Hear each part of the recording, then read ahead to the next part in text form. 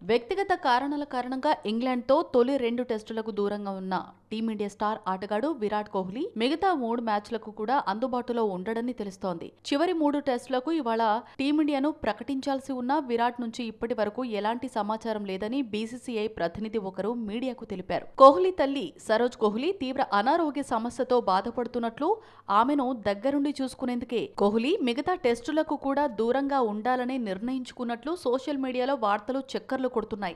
ఒకవేళ నిజంగానే కోహ్లీ ఇంగ్లాండ్తో వచ్చే మ్యాచ్లకు దూరమైతే టీమిండియాకు భారీ ఎదురుదెబ్బ తగిలినట్లే. గాయాల కారణంగా ఇప్పటికే కేఎల్ రాహుల్, రవీంద్ర జడేజా సేవలను కోల్పోయిన భారత్, కోహ్లీ కూడా దూరమైతే కష్టమే. తొలి టెస్టులో ఓటమి పాలై సిరీస్లో 0-1తో వెనుకబడి ఉన్న భారత్కు ఇది సంకట స్థితిగా చెప్పవచ్చు. కోహ్లీ, రాహుల్, జడేజాల స్థానాల్లో రజత్ పాటిదార్, సర్ఫరాజ్ ఖాన్, సౌరభ్ కుమార్, వాషింగ్టన్ సుందర్ లాంటి యువ ఆటగాళ్లు జట్టులోకి వచ్చినప్పటికీ సీనియర్ల స్థాయి ప్రదర్శన వీరి నుంచి ఆశించలేని పరిస్థితి ఉంది. ఇంగ్లాండ్తో జరగబోయే 3, 4, 5 టెస్టుల కోసం భారత జట్టును జనవరి 31న ప్రకటించే అవకాశం ఉంది. వైజాగ్ వేదికగా భారత్, ఇంగ్లాండ్ జట్ల మధ్య 2వ టెస్టు ఫిబ్రవరి 2న ప్రారంభమవుతుంది. మరి ఇన్ని ప్రతికూలతల మధ్య రోహిత్ ఏం చేస్తాడో వేచి చూడాలి మరి.